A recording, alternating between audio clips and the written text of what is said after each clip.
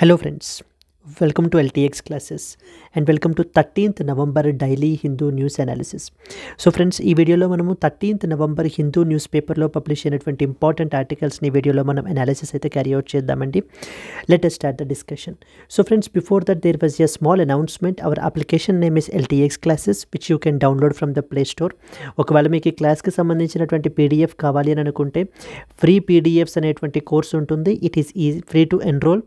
మీరు ఆ కోర్స్లో ఎన్రోల్ అయినట్లయితే కనుక మీకు ఈ క్లాస్కి సంబంధించినటువంటి PDF and occasionally we do also post some important videos associated with the competitive exams so which you can access them. Yes, so let us start the discussion. Friends, మనము Delhi edition of the Hindu newspaper నుంచి ఆర్టికల్స్ని అయితే కనుక pick చేసుకుంటున్నాము. And let us see the agenda. Main ఏం important articles ఇవాళ cover చేయాలి అనేటువంటిది అజెండా చూద్దాం. So the first and foremost article తీసుకుంటే home ministry approves the first all women battalion for the CISF, central industrial security force అని చెప్పేసి పిలుస్తారు. Second one, DRDO carries out the maiden test for the long range cruise missile is a second important thing. Carbon dioxide emissions are set to rise by 0.8% this year. India's contribution to go up by 4.6% అని చెప్పేసి మనకు ఒక article publish అయిందండి. Government cites 17 reasons to cancel the FCRA registration. A mixed report card for the IMEC, one of the important corridor that we have to cover. IMEC.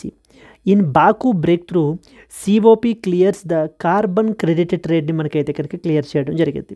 Yes, so these are the articles which we will be looking in the today's Hindu news analysis అండి. And live క్లాస్కి సంబంధించి మనం తీసుకుంటే కనుక Asia Pacific టెలికమ్యూనిటీ అని చెప్పేసి రీసెంట్గా న్యూస్లో ఉంది. నెక్స్ట్ వచ్చేసి స్పేస్ ఎక్సర్సైజ్ కాల్డ్ యాజ్ అంతరిక్ష అభ్యాస్ 2024 అనేటువంటిది రీసెంట్గా మనకు ఆర్గనైజ్ చేశారు. సో దాని గురించి మనం స్టడీ చేయాలి. State of food and agricultural 2024 అనేటువంటి రిపోర్ట్ పబ్లిష్ అయింది. Third Indian space conclave and inauguration of India's first Mars and moon analog mission in లేహ్లో మనకి ఎస్టాబ్లిష్ చేయడం జరిగింది. సో దీని గురించి కూడా మనం స్టడీ చేయాలి. So these are the articles that we will be covering in the daily live క్లాస్లో మనం కవర్ చేస్తాం. ఈ లైవ్ క్లాస్ అనేటువంటివి it is actually the part of UPSC current affairs. ఈ యొక్క UPSC కరెంట్ అఫైర్స్ కోర్సులోకి సంబంధించి మనకి భాగం అండి.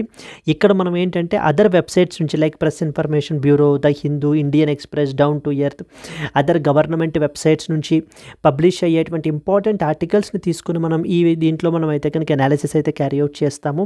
అండ్ అలాగే ఈ యొక్క కోర్సు సబ్స్క్రైబ్ చేసుకున్నటువంటి వాళ్ళకి మీకు ఏంటి అని అంటే కనుక you will get the handwritten notes as well అనేటువంటిది కూడా మీకు ఇవ్వబడడం జరుగుతుంది.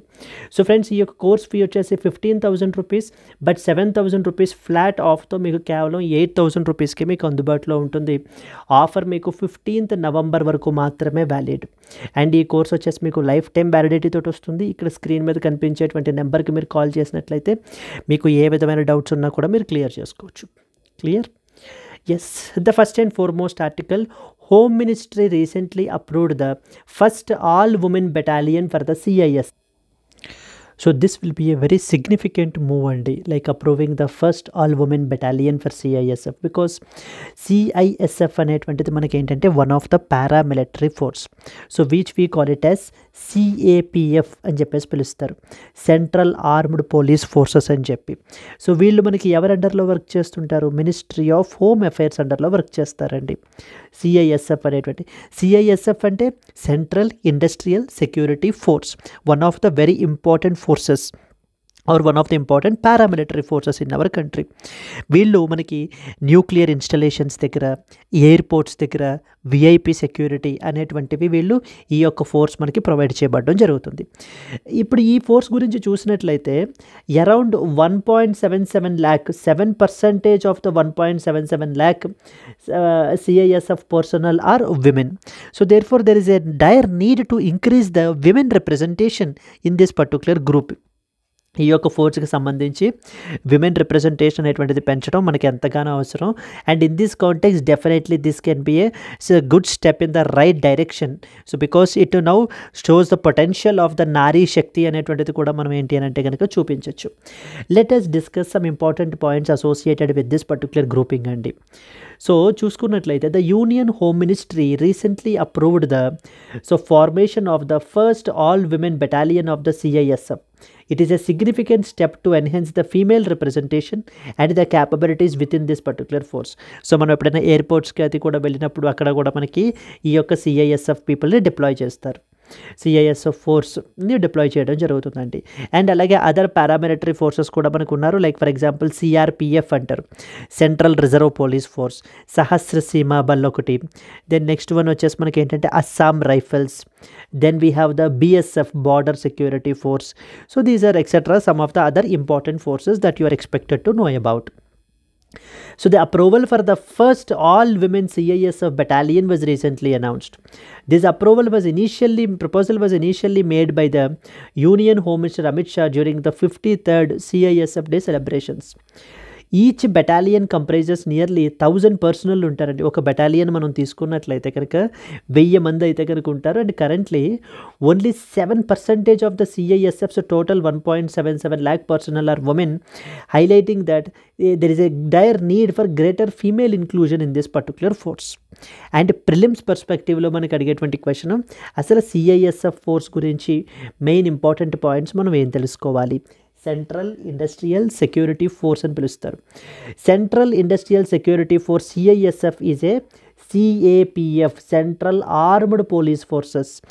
ఇంతకుముందు వీళ్ళకి పారామిలిటరీ ఫోర్సెస్ అనేటువంటి నేమ్ ఉండేది, but now that has been over a period of time changed to the CAPF, central armed police forces అని చెప్పేసి మనకి చేంజ్ చేయడం జరిగిందండి. Was established in the year 1969. It was initially set up with 2800 personnel and it has grown to over 1,88,000 members and operates directly under the, this is very very important, Union Ministry of Home Affairs. So union ministry of home affairs అండర్లో మనకి ఇది work చేస్తుంది ఈ particular force అనేటువంటిది. And వీళ్ళ యొక్క head quarters మనం తీసుకున్నట్లయితే న్యూఢిల్లీలో అయితే కనుక ఉన్నాయి. And it is mainly led by an IPS officer of Directorate General rank.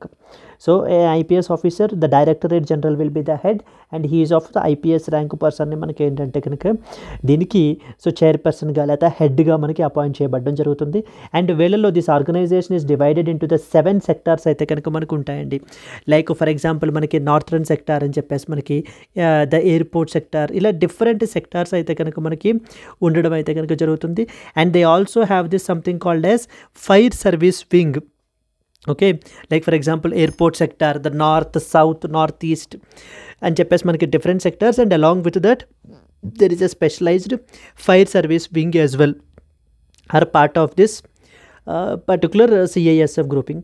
And వీళ్ళు న్యూక్లియర్ ఫెసిలిటీస్ని ప్రొటెక్ట్ చేయడము, ఎయిర్పోర్ట్స్ని ప్రొటెక్ట్ చేయడము, సీ పోర్ట్స్ని, అండ్ అలాగే they even provide the security to the government బిల్డింగ్స్కి, హెరిటేజ్ సైట్స్కి, Delhi metro and even high profile individuals under the VIP security vertical ఎవరైతే మనకు ఉంటారో వాళ్ళకు కూడా వీళ్ళు సెక్యూరిటీ అనేటువంటిది ప్రొవైడ్ చేయబడడం జరుగుతుంది. CISF అనేటువంటి ఫోర్స్ మనకి ఎగ్జామ్ పర్స్పెక్టివ్లో, ప్రిలిమ్స్ పర్స్పెక్టివ్లో చాలా ఇంపార్టెంట్ అండి. I hope it is clear. And వీళ్ళందరూ కూడా CAPF, central armed police forces అనేటువంటి కేటగిరీ అండర్లోకి వస్తారు. CAPF అనేటువంటిది ఇంతకుముందు నేమ్ వచ్చేసి పారామిలిటరీ ఫోర్సెస్. సో ఎవరెవరు అనేటువంటిది లైక్ CRPF, CISF, సహస్ర సీమా బల్, Assam rifles, so ITBP, Indo Tibetan border police, వీళ్ళందరూ కూడా మనకి ఈ యొక్క CAPF అండర్లోకి వస్తారు. అండ్ వీళ్ళందరూ ఏ మినిస్ట్రీ అండర్లో వర్క్ చేస్తారు? మినిస్ట్రీ ఆఫ్ హోమ్ అఫైర్స్ అండర్లో మనకి వర్క్ చేస్తారు. So then a potential question, discuss the significance of an all-women battalion in the CISF and its impact on the women's representation in the India's central armed police forces. So yes, let us move to that of the next important article. And moving on to the next article, DRDO carries out the maiden test of long range cruise missile. So there are different types of missiles, ballistic missiles and cruise missiles అని చెప్పేసి ఉంటాయి. So recently మనకి ఏంటంటే కనుక మన యొక్క DRDO వాళ్ళు ఈ యొక్క let us discuss some important points associated with this particular. So the LRLACM గురించి మనం ఏంటి అంటే ఈ మిసైల్ గురించి స్టడీ చేద్దామండి. ఈ యొక్క మిసైల్ మనకి ఏంటి అంటే కనుక ఈవెన్ న్యూక్లియర్ పేలోడ్స్ని కూడా మనకైతే కనుక క్యారీ చేయగలదు. Like worth around about 200 to 300 kg ఉన్నా కూడా మనకైతే ఇవి క్యారీ చేయగలవు. అండ్ రాడార్స్ నుంచి మనకి అవాయిడ్ చేయడానికి detecting so even very low ఆల్టిట్యూడ్స్లో కూడా మనకైతే కనుక ఇవి ఫ్లై అవ్వగలవు. అండ్ స్టాటిక్ టార్గెట్స్ ఏవైతే ఉంటాయో particularly on land with precision target తోటి మనకి ఏంటంటే కనుక అటాక్ హిట్ చేయగలము. అండ్ అరౌండ్ 1000 కిలోమీటర్ రేంజ్, అంటే ఇక్కడ నుంచి ఒక పర్టికులర్ టార్గెట్ని మనకి ఏంటంటే 1000 కిలోమీటర్స్ అవతల ఉన్నటువంటి టార్గెట్ని కూడా ఈ యొక్క మిసైల్స్ ద్వారా మనము డిస్ట్రాయ్ అయితే చేయొచ్చండి. So let us read some important points associated with it. The Defense Research Development Organization, which is very important organization in our country, so which mainly is involved in the development of the new technology, development of the new missiles, so for our defense forces, conducted the first ever test flight of the long range land attack cruise missile. We call it as LRLACM గా మనం పిలవడం జరుగుతుంది. And with a range of about 1000 kilometers, thereby enhancing our standoff strike capabilities ని, మన యొక్క strike క్యాపబిలిటీస్ని మనకైతే కనుక ఇది స్ట్రెంగ్తన్ అయితే కనుక చేస్తుంది. And at the same time మనకి so the DRDO tested the LRLACM from the integrated test range Chandipur, Orissa. Integrated test range ITR ఎక్కడ ఉందని మనకు అడుగుతుంటారు. Integrated test range Chandipur is located in the coast of Odisha. అక్కడ నుంచి మనకి దీన్ని టెస్ట్ ఫైర్ అయితే చేశారు. This test involved a mobile articulated launcher and officials confirmed the missile's successful flight as well. So it is that the test is successful అని చెప్పేసి. And it has a range of about 1000 kilometers, making it suitable for the long range standoff strikesని మనం ఏంటి అని అంటే కనుక hit చేయాలి అని అంటే కనుక ఇన్ దట్ కాంటెక్స్ట్ ఈ యొక్క LRLACMని మనం అయితే కనుక ఇది చేయొచ్చు. This new variant comes with improved features over its predecessor, that is called as Nirbhai LRLACM. ఇంతకు ముందు మనకి ఏంటంటే కనుక ఇదే రోల్ని పెర్ఫామ్ చేస్తున్నటువంటిది Nirbhai LRLACM అని చెప్పేసి అంటారు. సో దాని యొక్క రోల్ని నవ్వు ఇప్పుడు మచ్ మోర్ ఇంప్రూవ్డ్ ఫీచర్స్ తోటి ఇప్పుడు మిసైల్ అయితే కనుక రావడం జరిగిందండి. And this point is very very important. ఈ యొక్క ఆర్టికల్ కూడా మనకి ప్రిలిమినరీ రిలేటెడ్గా మనకు అడుగుతారు. And not only that, state related group exams like group 1, group 2 related exams రాసేటువంటి వాళ్ళకు కూడా మనకి ఖచ్చితంగా అడిగేటువంటి పాయింట్స్ అండి. ఇది ఏరోనాటికల్ డెవలప్మెంట్ ఎస్టాబ్లిష్మెంట్ బెంగళూరు వాళ్ళు మనకి ఏంటంటే కనుక ఈ యొక్క మిసైల్ని మనకి డెవలప్ చేయడం అయితే కనుక జరిగింది. And at the same time మనకి ఏంటంటే కనుక even Bharat dynamics limited, Bharat electronics limited, so they were also the important development we call it as the production partners in this particular missile development. So that in the July 2020, the Defense Acquisition Council, DAC అని పిలుస్తామండి. DAC is headed by that of the Union Defense Minister. Union Defense Minister is the head of the Defense Acquisition Council, which has approved the procurement of the LRLACM. ఇది మనకి ఏంటంటే very strategically importance అయితే కనుక ఉంది. United States of అమెరికాలో something called as Tomahawk cruise missile అనేటువంటి similar missile అనమాట ఇది మనకి. So the once that is inducted LRLACM similar to that of United States of America's Tomahawk cruise missile will provide India with ability to launch the precise strikes on the land targets from a significant distance, let's say 1000 kilometers. So from the very far off డిస్టెన్స్ని కూడా మనం ఏంటంటే కనుక fixed static టార్గెట్స్ని ఈ యొక్క missile ద్వారా మనం hit చేయొచ్చు. దీంట్లో మనము conventional or even the nuclear war హెడ్స్ని కూడా మనం అయితే కనుక ప్లేస్ చేసి ఆ యొక్క ఎనిమీ టార్గెట్ ఏదైతే ఉందో మనం దాన్ని న్యూట్రలైజ్ చేయొచ్చండి. అండ్ రాడార్స్కి మనకి చిక్కకుండా వెరీ లో ఆల్టిట్యూడ్స్లో కూడా మనకి ఇది ఫ్లై అవ్వగలిగేటువంటి క్యాపబిలిటీ అయితే మనకు ఉంది. And you are expected to know about DRDO, defence research and development organisation అనేటువంటిది మనం తీసుకుంటే కనుక it is our India's premier agency for the research and development in the defence technology. So defence టెక్నాలజీలో so the evolving థ్రెట్స్కి అనుగుణంగా కొత్త technologies మీద వాటి మీద కూడా రీసెర్చ్ చేసి ఆ యొక్క రిలేటెడ్ మిసైల్స్ని వాటిని కూడా డెవలప్ చేసేటువంటి ఏజెన్సీయే మనకి DRDO. అండ్ ఇది మనకి మినిస్ట్రీ ఆఫ్ డిఫెన్స్ అండర్లో మనకి ఆపరేట్ అవుతుంటుంది. And focus upon enhancing the India's self reliance in defence, the so called Atmanirbharta in the defence సెక్టార్ని ప్రమోట్ చేయడంలో మనకి DRDO plays a very crucial role. And some important functions వచ్చేసి ఏంటంటే కనుక designing and developing the critical defence technologies like for example missile systems అవ్వచ్చు, లేదా radars, aircrafts which are aimed at equipping the Indian armed forces with advanced weaponry. మన యొక్క Indian armed ఫోర్సెస్కి advanced weaponry or advanced arsenal, advanced technology అనేటువంటిది అందచేయడం mainly DRDO యొక్క main motto అండి. So దీనికి సంబంధించినటువంటి డిఫెన్స్ రిలేటెడ్ మెయిన్స్ క్వశ్చన్ మనకి ఎలా అడగచ్చు అని అంటే కనుక, discuss the strategic importance of long range cruise missiles like for example LRLACM in modern warfare and the India's defence preparedness. So let us move to the next one. So friends, there was a small announcement అండి. UPSC infinity programme అండర్లో మీకు life time validity అయితే కనుక వస్తుంది మనకి. So here మనకి ఏంటి అని అంటే కనుక ఈ యొక్క ప్యాకేజ్ అండర్లో కంప్లీట్లీ మీకు so UPSC GS plus CSAT cover అవుతుంది, NCERT foundation, current affairs, prelims test series, mains answer writing completely మీకు అయితే కనుక కవర్ అవుతుంది. దీనికి మనం ఛార్జ్ చేసేటువంటి ఫీ వచ్చేసి టిల్ 30th November వరకు 60,000 రూపీస్ అయితే కనుక మనం ఛార్జ్ చేస్తున్నాము. Where you can pay in EMI option 5,000 per monthగా కూడా మీరు పే చేసుకోవచ్చు. బట్ కానీ this was the last chance. ఎందుకని అంటే కనుక ఫ్రమ్ ద 1st December నుంచి the fee is going to be 80,000 rupees and there is no EMI option as well.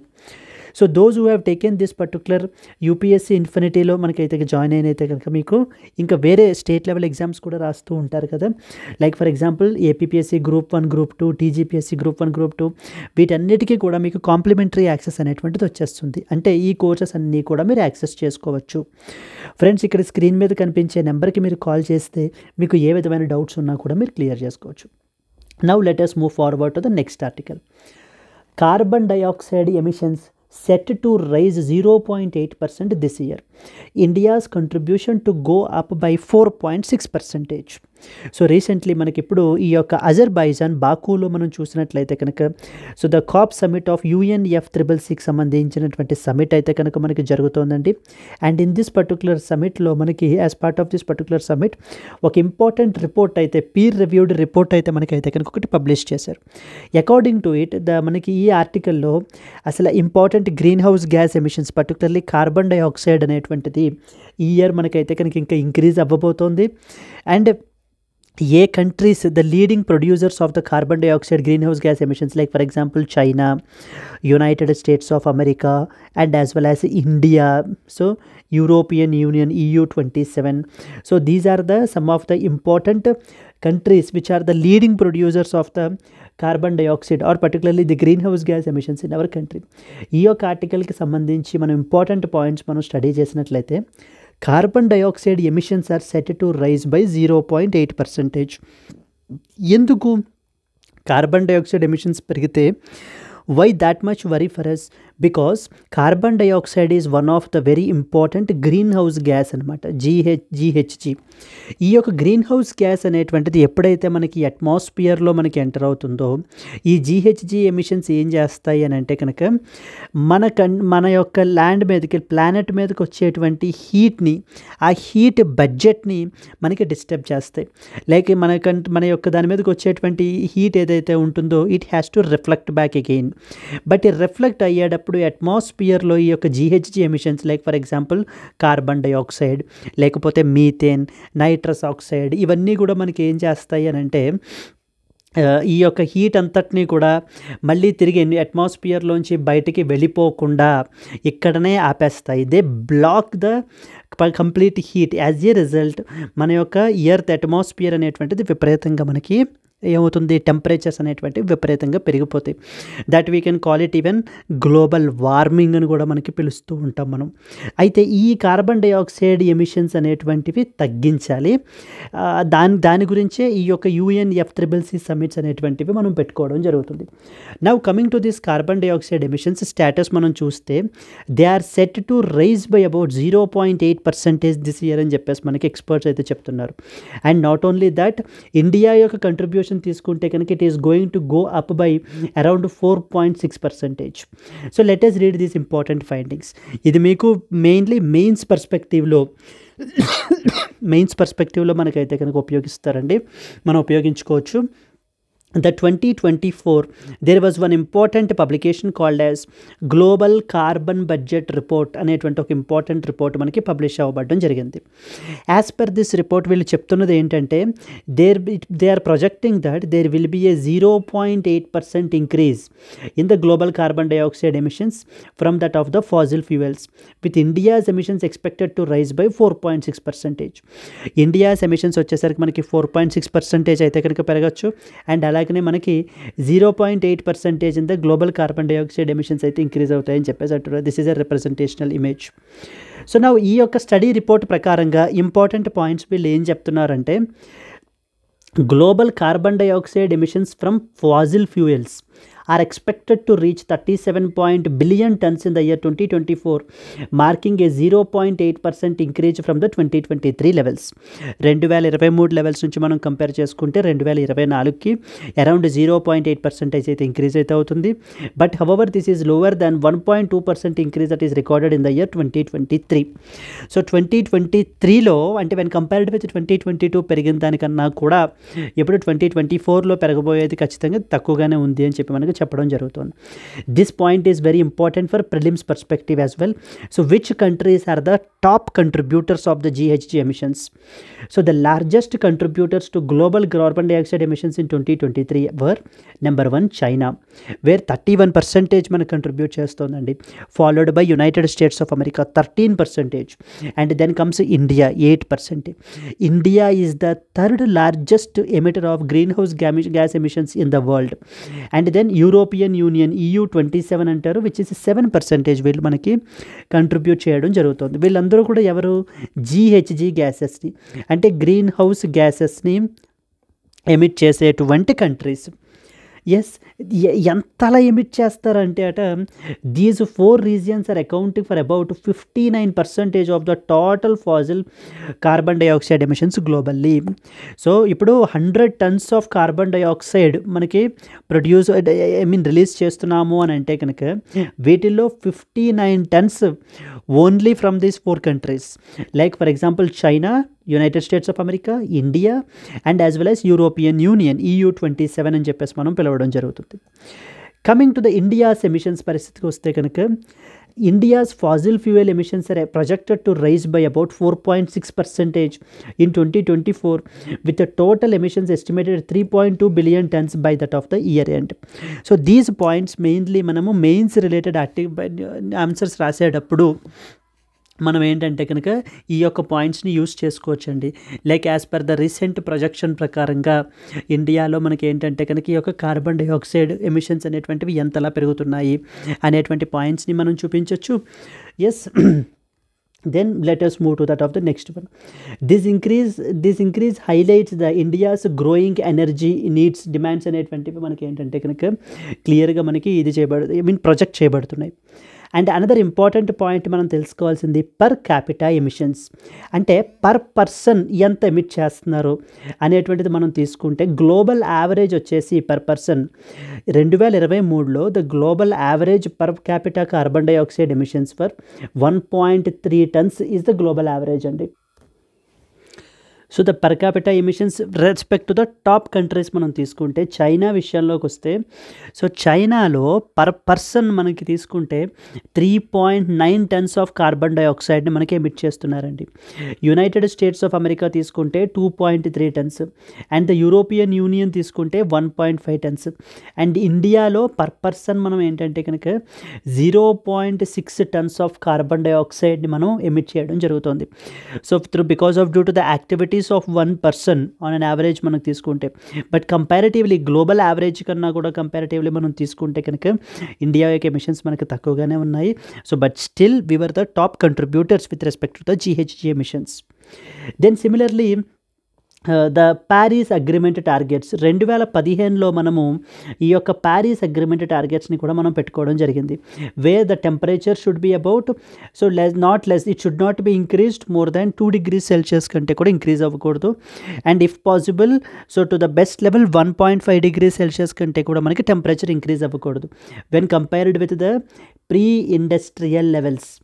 So pre industrial లెవెల్స్లో ఉండేటువంటి టెంపరేచర్ని మనం రెఫరెన్స్గా తీసుకుంటే అప్పుడు టెంపరేచర్ కన్నా కూడా 1.5 degrees Celsius లేదా 2 degrees Celsius కంటే పెరగకూడదు, తక్కువగానే పెరగాలి టెంపరేచర్ అనేటువంటిది. అంటే we have to keep that temperature rise in control. When you can keep that ప్రైస్ని ఆ యొక్క టెంపరేచర్ రైజ్ని మనం ఎప్పుడు కంట్రోల్లో పెట్టగలము, జీహెచ్జీ ఎమిషన్స్ని మనం ఎప్పుడైతే తగ్గిస్తామో అప్పుడే టెంపరేచర్ అనేటువంటిది కూడా మన కంట్రోల్లో మనకు ఉంటుంది. The global carbon budget report warns that there is a 50% chance of breaching the 1.5 degree Celsius global warming limit within the next 6 years if emissions continued at this pace. అంటే అర్థం ఏంటమ్మా, ఇప్పుడు ఏ విధంగా మనం కార్బన్ డైఆక్సైడ్ ఎమిషన్స్ మనం చేస్తున్నామో ఇదే విధంగా కొనసాగినట్లయితే కనుక మనము ప్యారిస్ అగ్రిమెంట్లో పెట్టుకున్నటువంటి 1.5 డిగ్రీ సెల్సియస్ గ్లోబల్ వార్మింగ్ లిమిట్ని డెఫినెట్లీ 50% ఛాన్స్ మనకి ఏంటంటే కనుక మనం బ్రీచ్ చేసేస్తాం, అంటే మనం వైలేట్ చేసేస్తాం, టెంపరేచర్ అంతకంటే ఎక్కువ పెరుగుతుంది అని చెప్పేసి మనకు చెప్తున్నారు. Current voluntary commitments by countries are insufficient to achieve this particular target. Current voluntary commitments ఏం పెట్టుకున్నాం మనము, something called as NDCs, nationally determined contributions అని చెప్పేసి మనకు పిలుస్తారు. ఈ యొక్క నేషనల్లీ డిటర్మైన్డ్ కంట్రిబ్యూషన్స్ ఏ కంట్రీకి ఆ కంట్రీలు పెట్టుకోవడం జరిగింది. బట్ కానీ these targets are not sufficient, these commitments are not sufficient in order to achieve the Paris Agreement related targets. NDCs అంటే నేషనల్లీ డిటర్మైన్డ్ కంట్రిబ్యూషన్స్ అని చెప్పేసి మనం అయితే కనుక ఏ దేశానికి ఆ దేశం పెట్టుకోవడం జరిగింది, which we want to achieve. Clear.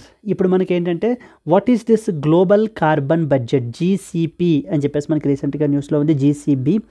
What is this global carbon budget అంటే అర్థం ఏంటి? It is an annual assessment by a team of approximately 120 scientists providing the peer-reviewed data on carbon dioxide emissions and as well as their sources. ప్రతి సంవత్సరం కూడా ఏ group of 120 scientists, so వీళ్ళు ఏంటి అంటే conduct చేసేటువంటి అసెస్మెంట్ పేరే ఈ యొక్క గ్లోబల్ కార్బన్ బడ్జెట్. అంటే పర్ ఇయర్ మనం ఎన్ని ఎమిషన్స్ చేస్తున్నాం కార్బన్ డైఆక్సైడ్, నెక్స్ట్ ఏ సోర్సెస్ నుంచి మెయిన్లీ కార్బన్ డైఆక్సైడ్ ఎక్కువ ఎమిట్ అవుతుంది, అలాంటి ఆస్పెక్ట్స్ అన్నిటినీ కూడా కవర్ చేసుకుంటూ పబ్లిష్ చేసేటువంటి డీటెయిల్డ్ రిపోర్టే మనకి గ్లోబల్ కార్బన్ బడ్జెట్. ఈ గ్లోబల్ కార్బన్ బడ్జెట్ని రీసెంట్గా మనకి ఇప్పుడు మరి బాకు అజర్బైజాన్లో మనకి సమ్మిట్ అయితే జరుగుతోంది కదండి.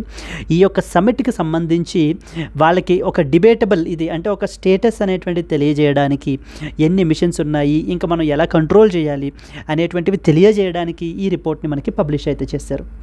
అండ్ ఈ యొక్క the report noted that fossil fuels emissions are increasing despite the global climate goals and carbon concentration in the atmosphere is expected to reach the 422 parts per million in 2024, which is 52% above the pre-industrial level. Please be very clear అండి. So parts per million అంటారు. ఇప్పుడు మనకి parts per million అంటే కనుక, so per million అంటే అర్థం ఏంటి, 10 lakhs. ఇప్పుడు 10 lakh ఎయిర్ మాలిక్యూల్స్ కనుక మీరు తీసుకుంటే, 10 lakh ఎయిర్ మాలిక్యూల్స్ని మీరు తీసుకుంటే దాంట్లో అరౌండ్ 423 పార్ట్స్ వచ్చేసి మనకి ఏంటంటే కనుక they are of carbon dioxide. So carbon డైఆక్సైడే మనకైతే కనుక ఉంటుంది అని చెప్పేసి మనకి రిపోర్ట్ అయితే చెప్తున్నారు. అండ్ ఇది ప్రీ ఇండస్ట్రియల్ లెవెల్తో కంపేర్ చేసుకుంటే ఎంత ఇంక్రీజ్ అంటే around 52% above the pre industrial levels అనేటువంటిది కూడా another important point. So therefore this report is urging the countries to take the immediate steps తీసుకోండి. అండ్ అలాగనే మనకి ఏంటంటే కార్బన్ ఎమిషన్స్ని తగ్గించండి. And at the same time climate ఫైనాన్స్ని bring some goal, so that we can take the mitigation and as well as adaptation మెజర్స్ని మనం తీసుకోవాలి in fact, so that Paris agreement యొక్క టార్గెట్స్ని అట్లీస్ట్ మనం మీట్ అవ్వాలి అని అంటే కనుక all these steps haves to be taken అని మనకి ఈ యొక్క ఆర్టికల్లో చెప్పడం జరుగుతుంది. Then some possible mains question that you can expect from this particular topic: critically analyze India's role and challenges in balancing the economic growth with the climate commitments in light of the rising carbon dioxide emissions. So here you should understand that development is something that we have to concentrate on, and at the same time environment conservation is something other thing that we have to concentrate. So when you focus only on development, then environmental conservation will be compromised. If you focus only on environmental conservation, then development will be compromised.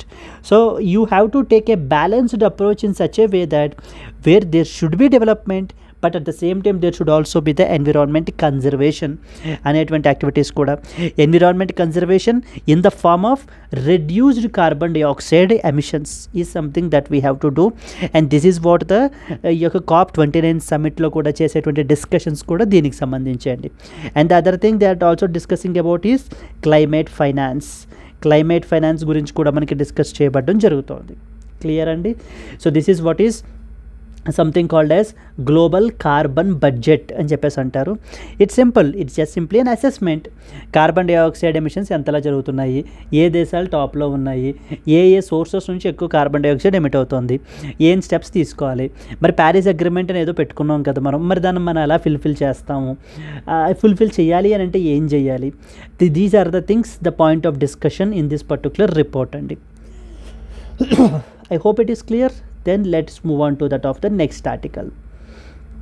Moving to the next one, government cites the 17 reasons to cancel the FCRA registration. Yes, coming on to the next article, government cites 17 reasons to cancel the FCRA registration. Ideally, FCRA registration అనేటువంటిది మనకి ఒక NGO, non governmental organisation. ఇప్పుడు ఏదైనా ఈ non governmental organisation ఏదైనా charitable purpose activities అవి carry out చేస్తున్నారనుకోండి, ideally funds are important for this. So the funds can be donated to this particular organisation either domestically, అంటే విత్ ఇన్ అవర్ కంట్రీ నుంచి కూడా ఇప్పుడు మనకి ఫండ్స్ అనేటువంటిది రావచ్చు. And at the same time ఇదే పర్టికులర్ NGOకి they can get the foreign funds as well. So అంటే ఫారిన్ ఇతర దేశాల నుంచి కూడా మనకి ఫండ్స్ అనేటువంటివి డొనేషన్ అయితే చేయొచ్చు.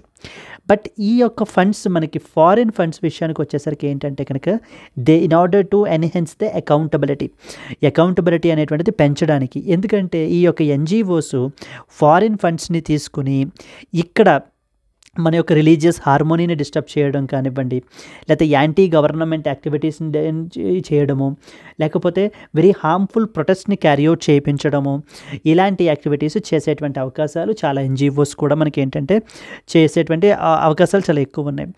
అందుకని చెప్పి వాటన్నిటినీ కూడా రెగ్యులేట్ చేయడానికి we have an important legislation called as FCRA Act 2010. FCRA అంటే ఫారిన్ కంట్రిబ్యూషన్స్ రెగ్యులేషన్ యాక్ట్ అని అర్థం. Foreign contributions regulation act. ఈ చట్టం ఏం చేస్తుంది? As per this particular act, any non governmental organization ఎవరైనా కూడా ఒకవేళ ఫారిన్ నుంచి ఫండ్స్ని అబ్టైన్ చేసుకోవాలి అని అనుకుంటే, సో రిసీవ్ చేసుకోవాలి అని అనుకుంటే, they have to register themselves under this FCRA. So FCRA register అయిన తర్వాత మాత్రమే వాళ్ళు ఫండ్స్ అనేటువంటి వాటిని ఇతర దేశాల నుంచి యాక్సెప్ట్ చేయొచ్చు. అంతే తప్ప అండ్ ఈవెన్ ఆ ఫండ్స్ని తీసుకున్న తర్వాత కూడా ఆ ఆర్గనైజేషన్ యొక్క ఆబ్జెక్టివ్ ఏంటి, ఆర్గనైజేషన్ యొక్క ఎయిమ్స్ ఏంటి, ఏవి ఫుల్ఫిల్ చేయడానికి ఆ పలానా ఆర్గనైజేషన్ ఎస్టాబ్లిష్ చేశారు అనేటువంటి వాటి మీదనే ఆ ఫండ్స్ని ఖర్చు పెట్టాలి. అంతే తప్ప అన్నెసెసరీ డైవర్షన్స్ని చేయటము, లేకపోతే అన్నెసెసరీ యాంటీ సోషల్ యాక్టివిటీస్ని పర్ఫామ్ చేయటం వల్ల దెన్ ఇమీడియట్లీ వాళ్ళ యొక్క రిజిస్ట్రేషన్ అయితే కనుక క్యాన్సిల్ చేయబడుతుంది అని మనకి మినిస్ట్రీ ఆఫ్ హోమ్ అఫైర్స్ మనకి చెప్తున్నారండి. సో రీసెంట్లీ మనకి గవర్నమెంట్ అయితే కనుక ఒక నోటిఫికేషన్ ఇష్యూ చేసింది, వేరే రౌండ్ నోటిఫై చేశారు. 17 రీజన్స్ని నోటిఫై చేశారు. అంటే ఈ 17 రీజన్స్లో ఏ రీజన్ని పలానా NGO కమిట్ చేసినా కూడా then immediately their FCRA registration will be cancelled. Once an registration is cancelled then there are no longer can accept the funds from the foreign countries. ఇతర దేశాల నుంచి మనకి ఫండ్స్ అనేటువంటి వీళ్ళు యాక్సెప్ట్ చేయలేరు. Clear? Let us read some important points associated with this. The Union Home Ministry listed 17 reasons, like including fund misuse చేయడము. Fund misuse అంటే fund తీసుకునేటువంటి పర్పస్ ఒక పర్పస్కి తీసుకుంటారు, బట్ కానీ దాన్ని వేరే యాంటీ గవర్నమెంట్ యాక్టివిటీస్కి, లేకపోతే సమ్ టెర్రరిస్ట్ రిలేటెడ్ యాక్టివిటీస్కి, ఇలాంటి మ్యాలీ ట్రాఫికింగ్ రిలేటెడ్ యాక్టివిటీస్కి ఉపయోగించేటువంటి అవకాశాలు ఉంటాయి. అయితే వాటిల్ని మనం we call it as fund misuse and activities against the social harmony to justify the denying for cancelling the FCRA registration for NGOs under the act called as Foreign Contribution Regulation Act. So చట్టం పేరు వచ్చేసి మనకి ఏంటంటే foreign contribution regulation act అంటారు. So whose objective వచ్చేసి మనకి ఏంటి? To regulate the NGOs for receiving the funds. NGOs can face the FCRA cancellation if they found using the foreign funds for like any anti development activities, ఏదైనా మత మార్పులు, religious conversions చేయడాలు, లేకపోతే గవర్నమెంట్కి వ్యతిరేకంగా ఏమైనా ప్రొటెస్ట్ చేయించడాలు, ఇలాంటి పనులు ఏం చేసినా కూడా మనకి వాళ్ళ యొక్క రిజిస్ట్రేషన్ అనేటువంటిది cancel అవ్వబడుతుంది. An NGO's registration can be cancelled if the field investigations reveal activities harming the social or religious harmony. So any field enquiry, on field enquiry అంటే ఆఫీసర్స్ వచ్చి మనకి ఏమైనా ఇన్వెస్టిగేషన్ అది ఎంక్వైరీ అది చేసినప్పుడు, if the investigations reveal that ఈ యొక్క NGO ఒక నాన్ గవర్నమెంటల్ ఆర్గనైజేషను ఈ యొక్క సోషల్ హార్మోనీని లేదా రిలీజియస్ హార్మోనీని దెబ్బతీసే విధంగా, అంటే ఒక రిలీజియన్కి ఇంకొక మతానికి రిలీజియన్కి మధ్యన గొడవలు పెట్టే విధంగా, హేట్రెడ్ని క్రియేట్ చేసే విధంగా మనకి చేస్తున్నాయి అని అన్నప్పుడు అప్పుడు కూడా వాళ్ళ యొక్క రిజిస్ట్రేషన్ క్యాన్సిల్ చేయబడుతుంది. Is what the union home ministry of home affairs మనకి చెప్తున్నారండి. And most importantly, NGOs which are not utilizing the foreign funds as per their stated aims or failing to file the annual returns may lose their registration. And this is also one of the 17 grounds under reasons under which a particular NGO's registration can be cancelled. For example, here వాళ్ళు ఏవైతే objectives చెప్పారో, ఏవైతే AIIMS state చేశారో వాటికి కాకుండా వేరే వాటికి ఖర్చు పెట్టడము, లేకపోతే యాన్యువల్ రిటర్న్స్ ఫైల్ చేయకపోవడము, ఇలాంటి యాక్టివిటీస్ చేసినప్పుడు కూడా వాళ్ళ యొక్క రిజిస్ట్రేషన్ని క్యాన్సిల్ చేయబడడం జరుగుతుంది.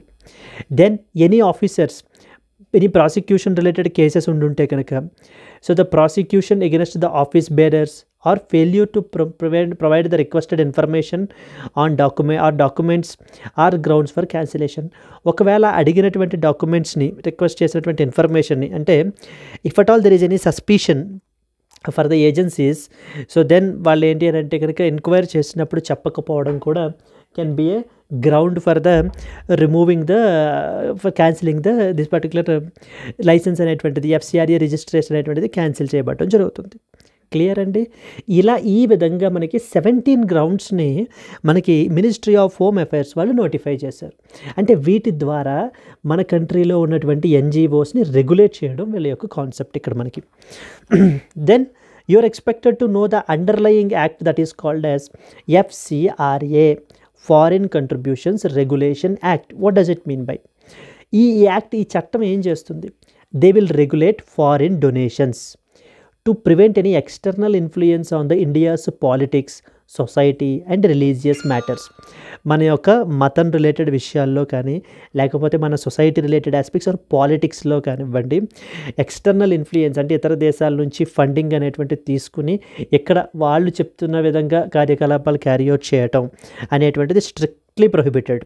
వాటిని కంట్రోల్ చేయడానికే మనకి పెట్టిన చట్టం పేరే FCRA. ఇది మనకి ఏం చేస్తుంది? NGOస్ని రెగ్యులేట్ చేస్తుంది. So when you talk about applicability, అంటే ఈ యాక్ట్ మనకి ఎవరెవరికి అప్లై అవుతుంది అంటే non governmental organizations, individuals, associations and the companies which are receiving the foreign contributions like for their cultural, economic, educational, religious and social activities గురించి.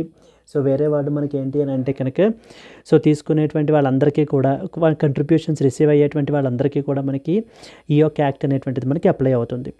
And registration and compliance, it is mandatory for the NGOs which are seeking the foreign donations like with registration is valid for 5 years, renewable upon compliance. So మొదట registration చేయించుకున్నప్పుడు దాని యొక్క validity వచ్చేసి మనకి 5 years ఉంటుందండి. But అయిపోయిన తర్వాత మళ్ళీ దాన్ని రెన్యూ చేసుకోవచ్చు. బట్ హియర్ ఈ రెన్యూ చేసేటువంటి టైంలో so their past history in the past 5 years will be observed and based on that only so their వాళ్ళ యొక్క ఇదిని మనకి ఏంటంటే రెన్యూ అయితే చేస్తారు. And NGOs must use the contributions strictly for approved purposes like with a cap of 20% on administrative expenses from the foreign funds. So what does it mean by? ఏవైతే పర్పసెస్కి approval వచ్చిందో అప్రూవ్డ్ పర్పసెస్కి మాత్రమే ఆ యొక్క ఫండ్స్ని అయితే కనుక యూజ్ చేయాలి. And administrative ఎక్స్పెన్సెస్కి కూడా 20%, అంటే లైక్ ఫర్ ఎగ్జాంపుల్ 30% మొత్తం, లేకపోతే 40% అయితే 50% మొత్తం దానికి ఖర్చు పెట్టేసి వేరే పర్టికులర్ పర్పసెస్కి ఖర్చు పెట్టి ఇది అడ్మినిస్ట్రేటివ్ ఎక్స్పెన్సెస్కి మేము ఖర్చు పెట్టాము అని చెప్పేసి చెప్పినట్లయితే కనుక కుదరదు. There is a cap. వాళ్ళకి ఎంత ఫండ్స్ వచ్చాయి, ఆ ఫండ్స్లో ఓన్లీ 20% మాత్రమే అడ్మినిస్ట్రేటివ్ ఎక్స్పెన్సెస్కి యూజ్ చేసుకోవచ్చు. బట్ ద రిమైనింగ్ అమౌంట్ మొత్తం వాళ్ళు ఆ యొక్క NGOని ఎందుకు ఎస్టాబ్లిష్ చేశారు అనేటువంటి అబ్జెక్టివ్స్ని ఫుల్ఫిల్ చేయడానికి మాత్రమే ఆ ఫండ్స్ని ఉపయోగించాలి. అంతే తప్ప ఎటువంటి యాంటీ గవర్నమెంట్ ప్రొటెస్ట్కి ఉపయోగించినా కూడా వాళ్ళ యొక్క FCRA రిజిస్ట్రేషన్ క్యాన్సిల్ అవ్వబడుతుంది. ఎస్ అండి. All foreign contributions must be received in a specific State Bank of India branch in Delhi as mandated by the FCRA. So రకరకాల బ్రాంచెస్లో మనకి ఏంటంటే అకౌంట్స్ని ఓపెన్ చేసుకుని ఫండ్స్ అనేటువంటి తీసుకోవడం కుదరదు. So the specific SBI branch in ఢిల్లీలో మనకైతే కనుక ఆ యొక్క ఫండ్స్ అనేటువంటిది రిసీవ్ అవ్వాలి. And the government can suspend an NGO's registration for up to around 180 days during an inquiry, freezing its funds temporarily. So whenever any particular NGO మీద suspicion ఉన్నప్పుడు వాళ్ళ మీద ఎంక్వైరీ వేసినప్పుడు వాళ్ళ యొక్క రిజిస్ట్రేషన్ని కూడా 180 డేస్ వరకు కూడా మనం సస్పెండ్ అయితే చేయొచ్చు. అండ్ మోస్ట్ ఇంపార్టెంట్ పాయింట్ ఏంటంటే their funds will be freezed during this particular period. So that means they cannot use even a single penny so for any purpose. And once cancelled, an NGO cannot apply for the registration under the FCRA for 3 years. ఒక్కసారి ఒక particular NGO యొక్క registration మనం cancel చేసినట్లయితే under FCRA మళ్ళీ 3 సంవత్సరాల తర్వాత దాకా వాళ్ళు ఏంటి అని అంటే కనుక రిజిస్టర్ అవ్వడానికి కుదరదు. So that is what is another important point that you are expected to know about. Yes అండి. Yes and one more. And NGOస్కి కూడా ఒక ఆపర్చునిటీ ఇవ్వడానికి ఈ గవర్నమెంట్ రిలేటెడ్ ఆర్డర్స్ని వీళ్ళు ఏంటంటే ఛాలెంజ్ చేయడానికి they can even approach the high court as well. NGOs may challenge the FCRA related government orders. So in the హైకోర్ట్లో ఛాలెంజ్ చేసుకొని they can these things. So moving on to the next article. Yes friends, there was a small announcement. Optionals are very important from the GS paper, means perspective andi. So mana దగ్గర under optional infinity we are providing all the popular optionals like PSIR, public administration, sociology, anthropology, Telugu literature ఇవన్నీ కూడా మనకి cover చేయబడడం జరుగుతున్నాయి. So దీనికి మనం charge చేసేటువంటి charge వచ్చేసి 30,000 rupees. But flat 5,000 rupees of తోటి మీకు కేవలం 25,000 రూపీస్కి మీకు అందుబాటులో ఉంటుంది. ఆఫర్ వచ్చేసి మీకు valid up till 15th November వరకు మాత్రమే. అండ్ ఈ కోర్స్ మీకు లైఫ్ టైం వ్యాలిడిటీ తోటి వస్తుంది. ఇక్కడ స్క్రీన్ మీద కనిపించేటువంటి నెంబర్కి కాల్ చేస్తే కనుక మీకు ఏ విధమైన డౌట్స్ ఉన్నా కూడా మీరు క్లియర్ చేసుకోవచ్చు. So let us move forward to that of the next important article. A mixed report card for the IMEC, India Middle East Europe corridor అని చెప్పేసి మనకి ఏంటంటే economic corridor. Yes. So let us discuss about this particular aspect, and this is very very important topic from that of the GS paper 2 international relations underలో ఈ యొక్క economic corridor అనేటువంటిది మనకి చాలా important. 2023 G20 summit మనకి న్యూఢిల్లీలో జరిగిందండి. After this particular summit ఈ యొక్క important India Middle East Europe corridor అనేటువంటి దాన్ని మనకి IMEC కారిడార్ని మనకి అనౌన్స్ అయితే కనుక చేశారు. అప్పట్లో విపరీతమైనటువంటి మంచి ఆప్టిమిజం అయితే కనుక ఉంది, excitement and as well as enthusiasm. But over a period of time, because of due to the conflicts, due to the tensions in the West Asian region, so now it is moving at a slower pace అనేటువంటి విషయాల మీద authors అయితే మనకి మాట్లాడుతున్నారు. Let us discuss some important points అండి. The India Middle East Europe Economic Corridor project was announced during the G20 summit in September 2023. So in New Delhi లో మనకైతే కనుక జరిగింది మనకి. However, the geopolitical tensions and as well as the logistical challenges have delayed this particular progress. See here you can see the. So here this is a representational image for the India Middle East Europe Economic Corridor and so where we will be connecting the India and as well as the Middle East region and as well as the Europe region. So okay, so coming to the discussion here, project యొక్క overview ఏంటి అనేటువంటి. So project overview మనకు చూసుకున్నట్లయితే కనుక ఈ యొక్క IMEC corridor project అనేటువంటిది మన యొక్క ఇండియాని, the Middle East region and as well as the యూరోప్ని మనకైతే కనెక్ట్ చేస్తుందండి through a multimodal network like comprising rail road, sea routes and as well as the pipelines ద్వారా. దీంట్లో మనకి 2 కారిడార్స్ ఉంటాయి, like with the eastern corridor and the northern corridor అని చెప్పేసి. Eastern corridor మనకి ఏం చేస్తుందంటే ఇండియా నుంచి అరేబియన్ గల్ఫ్ని కనెక్ట్ చేస్తుంటే నార్థరన్ కారిడార్ గల్ఫ్ నుంచి యూరప్ని మనకి కనెక్ట్ చేస్తుంది. అండ్ దీంట్లో మనం కాంపోనెంట్స్ చూసుకుంటే కనుక లైక్ ఒక ఎలక్ట్రిసిటీ కేబుల్ని, హైడ్రోజన్ పైప్ లైన్ని, high speed data cable and enhancing the trade and connectivity facilitation between these particular regions. ప్రస్తుతం దీని యొక్క ప్రోగ్రెస్ ఎలా ఉంది అంటే ఈస్టర్న్ కారిడార్ యొక్క ప్రాజెక్ట్ మనం చూసుకుంటే కనుక it is moving at a faster pace because ఇది అరేబియన్ గల్ఫ్ నుంచి మనకి ఇండియాని కనెక్ట్ చేస్తుంది. India and UAE they have shown the significant growth in the bilateral trade, so thereby increased by the CEPA అనేటువంటి agreement ఉందండి మనకి, comprehensive economic partnership agreement అని చెప్పేసి. And most importantly not only oil trade, non oil trade is also growing. So the non oil trade between India and UAE grew by from about $28 billion in 2021 to $57 billion in the year 2023-24 అని చెప్పేసి చెప్తున్నారు. But coming to the northern sector, so the northern కారిడార్కి వచ్చేసరికి మనకి ఏమవుతుందంటే northern delays ఉన్నాయి. Mainly geopolitical tensions like Israel and as well as Arab nations మనం చూసుకుంటే మొన్న October 7 జరిగినటువంటి హమాస్ అటాక్ నుంచి మొదలై మనకి most recently Israel and Lebanon మధ్య అండ్ అలాగనే Israel and as well as Iran మధ్యన మనకి టెన్షన్స్ అనేటువంటివి చాలా విపరీతంగా పెరిగిపోతున్నాయి. యాజ్ ఏ రిజల్ట్ ఈ కారిడార్ మనకి ఏమవుతుంది, ముందుకు వెళ్ళట్లేదు. ఈ యొక్క కారిడార్ అనేటువంటిది మనకి ఆగిపోవడం జరుగుతుంది. Let me show you the representational image again. So here India నుంచి మనకి ఇంపార్టెంట్ పోర్ట్స్ అన్నీ ఉన్నాయి చూడండి. UAE ఇన్వాల్వ్ అయ్యి ఉంది, సౌదీ అరేబియా ఇన్వాల్వ్ అయ్యి ఉంది, ఇజ్రాయిల్, నెక్స్ట్ యూరోప్లో ఉన్నటువంటి గ్రీస్ దాకా మన యొక్క ఇండియా నుంచి ముంబై నుంచి మనకైతే కనెక్ట్ చేస్తారు. Mumbai and as well as Gujarat Mundra port మనకు కనెక్ట్ అవుతుంది. Yes, then in this context మనం అర్థం చేసుకున్నట్లయితే కనుక ద నార్థరన్ కారిడార్ పరిస్థితి అయితే ఇలా ఉంది. They have hindered the cooperation among the stakeholders, particularly Saudi Arabia, Israel and as well as the Jordan. So bilateral efforts మనం తీసుకుంటే ఇండియా అండ్ UAE మధ్య they have even launched the virtual trade corridor అనేటువంటి దాన్ని మనకి launch చేశారు to streamline the trade process aiming for a seamless trade flow. And both the countries are working on reducing the logistics and transportation costs ని కూడా తగ్గించుకోవడానికి మనకి ఏంటంటే వీళ్ళు ప్రయత్నాలు చేస్తున్నారండి. అండ్ ఇండియాస్ రోల్ ఏంటి, ఇప్పుడు ప్రాజెక్ట్ ప్రస్తుతానికి ఎలా ఉంది అని అంటే కనుక it's moving at a very slower pace. So ఈ యొక్క కాంటెక్స్ట్లో అదర్స్ మనకి ఏం చెప్తున్నారంటే we have to prepare ourselves, మన యొక్క ఇండియన్ పోర్ట్స్ అన్నీ కూడా ఎఫిషియన్సీని ఇంకా పెంచగలిగినట్లయితే మనము ఈ యొక్క IMEC కారిడార్కి so very smoothly we can integrate our cells. India can prepare their ports and enhance the domestic logistics so that we can seamlessly integrate with that of the IMEC. And అలాగనే మన యొక్క digital ఇన్ఫ్రాస్ట్రక్చర్ని కూడా మనం అయితే కనుక promote చేయాలి so that we can reduce the transit time and as well as cost పట్టేటువంటి time అది కూడా మనకి తగ్గుతుంది. అండ్ మన యొక్క మ్యానుఫ్యాక్చరింగ్ సెక్టార్ని కూడా మనం ఏంటంటే కనుక కాంపిటేటివ్నెస్ని పెంచుకోవాలి so that once this corridor is operational so then మన యొక్క ఇండియా నుంచి ఎక్స్పోర్ట్స్ ఎక్కువగా ఉండగలగాలి. అలా ఉండగలగాలంటే ముందు మన యొక్క ఎక్స్పోర్ట్ కాంపిటేటివ్నెస్ని పెంచుకోవాలి, మ్యానుఫ్యాక్చరింగ్ సెక్టార్ని మనం ఇంక్రీజ్ చేయాలి to leverage the benefits of the IMEC యొక్క ఈ కారిడార్ యొక్క బెనిఫిట్స్ మనం కూడా పొందాలి. అంటే ఈ యొక్క మరి ఎప్పుడైతే కారిడార్ మనకి ఇది ఉంటుందో వైడ్ మార్కెట్స్కి మనం ఏంటంటే ఓపెన్ అవుతాయి మనకి. ఆ కాంటెక్స్ట్లో మన యొక్క కాంపిటేటివ్నెస్ ఎప్పుడైతే ఉంటుందో అప్పుడు మాత్రమే వీ కెన్ సక్సీడ్. ఎల్స్ ఏమవుతుంది, ద అదర్ కంట్రీస్ యొక్క ఇంపోర్ట్స్ అన్నీ కూడా మన యొక్క మార్కెట్స్లో ల్యాండ్ అవుతాయి. Positioning itself as a global supply chain alternative.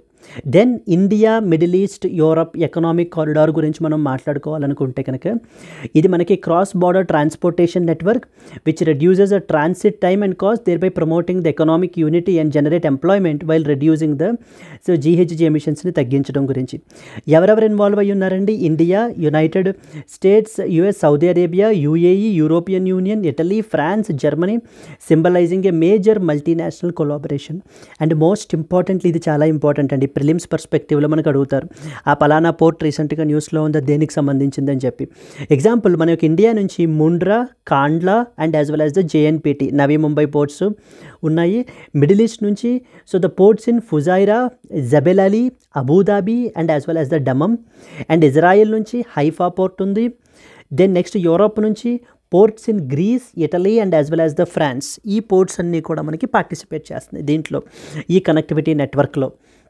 And it is set to offer a reliable and a cost-effective ship-to-rail transit network, thereby supplementing the existing maritime and road routes and boosting the trade among the Asia, Europe and as well as the Middle East. Yes అండి, IMEC corridor అనేటువంటిది చాలా important topic మనకి exam పర్స్పెక్టివ్లో. In this context mains question ఎలా అడుగుతారంటే కనుక discuss the strategic importance of IMEC corridor like for India and its potential impact on the global trade అని చెప్పేసి మనకి అడిగేటువంటి అవకాశాలు అయితే కనుక ఉన్నాయి. So that you are expected to know about. Yes, moving to the next important article, in Baku breakthrough COP clears the carbon credit ట్రేడ్ని మనకైతే కనుక క్లియర్ చేశారండి. సో COP29 సమిట్ అజర్బైజాన్ బాకులో మీకు సమిట్ జరుగుతోందన్నటువంటి విషయం ఆల్రెడీ మీకు తెలుసు. From the past couple of days మనకి articles వస్తూనే ఉన్నాయి. We have already covered those important points. ఇక్కడ మనకి ఏంటంటే కనుక దట్ కార్బన్ క్రెడిట్ మెకానిజం అనేటువంటి దాని గురించి మనకైతే మాట్లాడుతున్నారు. So let us read the important points that was associated with it. At COP29 summit in Baku, Azerbaijan, the countries all agreed to establish something called a global carbon market అనేటువంటి దాన్ని ఒకటి establish చేయడానికి so మనకి ఏంటంటే so they all agreed అండి. So that nations can they to trade the carbon credits. So అంటే carbon credit 1 carbon credit is equals to so 1 ton of carbon dioxide equivalent. అంటే ఎవరైనా ఒక కంపెనీ సో మనకి atmosphere నుంచి 1 ton of carbon dioxide ఈక్వలెంట్ని మనకి ఏంటంటే remove చేయగలిగినట్లయితే వాళ్ళ దగ్గర ఒక కార్బన్ క్రెడిట్ వాళ్ళకు ఉంటుంది. Now that carbon credit can be sold to any other company which is emitting more than that of the threshold. So వాళ్ళకి పర్మిషన్ ఇచ్చినటువంటి థ్రెషోల్డ్ కంటే కూడా దాటి ఎమిషన్స్ చేసేటువంటి వాళ్ళు ఈ కార్బన్ క్రెడిట్స్ని పర్చేస్ చేసుకోవచ్చు. This decision AIIMS to support the emission reduction efforts especially benefiting the developing countries. So developing countries ఈ ఎఫారెస్ట్రేషన్ యాక్టివిటీస్ క్యారీ అవుట్ చేయడము, ఈ గ్రీన్ కవర్ని పెంచుతూ ఉంటే ఏమవుతుందంటే కనుక they can remove the carbon dioxide. When they can remove the carbon dioxide they can earn the carbon credits. And ఈ carbon క్రెడిట్స్ని డెవలప్డ్ కంట్రీస్కి సేల్ చేసుకోవచ్చు. సేల్ చేసుకున్నట్లయితే కనుక they will have a one revenue source of income అనేటువంటిది ఉంటుంది. So that climate change related mitigation ఎఫర్ట్స్ని వీళ్ళు తీసుకోవచ్చు. COP29 finalized a long delayed agreement to allow the carbon credit trading, thereby enabling the countries to buy and sell certified reductions in the carbon emissions. And article number 6 of the Paris Agreement is very important in this context because it is associated with the carbon markets. Article 6.2, it allows the countries to bilaterally trade the carbon credits. And article number 6.4, it establishes a global carbon market under a UN supervised body setting the standards for the project assessment and transparency. So ఇది మనకి ఒక స్టాండర్డ్స్ని పెట్టడము, next వచ్చేసి ఈ ట్రాన్స్పరెన్సీని promote చేయడము అనేటువంటి అంశాలన్నిటి గురించి article number 6.4 of Paris అగ్రిమెంట్లో మనకి మాట్లాడారండి. ఈ కార్బన్ క్రెడిట్ మెకానిజంకి కూడా కొన్ని ప్రాబ్లమ్స్ ఉన్నాయి. First and foremost transparency. అంటే ఈ యొక్క కార్బన్ క్రెడిట్స్ జనరేట్ చేయడంలో మనకి ఏంటి అని అంటే కనుక క్లియర్ స్టాండర్డ్స్ అనేటువంటివి ఉండాలి. Because that was one important issue. And questions remain about crediting the emissions reduction especially for cross border projects ఉన్నట్లయితే కనుక ఏ విధంగా మనము వాళ్ళకి క్రెడిట్ చేస్తాం, ఏ విధంగా ఇవి genuinely they have reduced the emissions అనేటువంటి వాటిని మనం ఏ విధంగా డిటర్మైన్ చేస్తాము. అండ్ అలాగనే మనకి the decision on article 6.4 could reduce the cost of implementing the climate plans by 250 billion per year by enabling the cross border cooperation. ఇది మనకి developing కంట్రీస్కి ఖచ్చితంగా బెనిఫిట్ అవుతుందని చెప్తున్నారు. This market is seen as a way to direct the sources towards developing nations so that they can aiding their climate goals. So అవి పెట్టుకున్నటువంటి క్లైమేట్ గోల్స్ని ఫుల్ఫిల్ చేయడానికి ఈ యొక్క ఎడిషనల్ రిసోర్సెస్, ఎడిషనల్ ఇన్కమ్ అనేటువంటిది సో మనం అన్ట్యాప్ చేయొచ్చు. దే కెన్ బి ట్యాప్డ్ అని చెప్పేసి మనకి చెప్తున్నారండి. Yes, the NCQG emphasized that a carbon market is key to delivering the NCQZ, the new collective quantified goal antaru, to support the climate finance for that of the developing nations. Yes, and these are the important articles that you are expected to know. Now let us see the today's question. Consider the following statements about CISF, Central Industrial Security Force. Point number 1, it is led by an IPS officer of Director General rank. So the first statement. Second statement, it works under the Ministry of Home Affairs. Which of the above statements is or are correct? One only, two only, both 1 and 2, and as well as none of the above. If you know the answer, please do comment the answer, and at the same time, if you have to like the video, please do like it.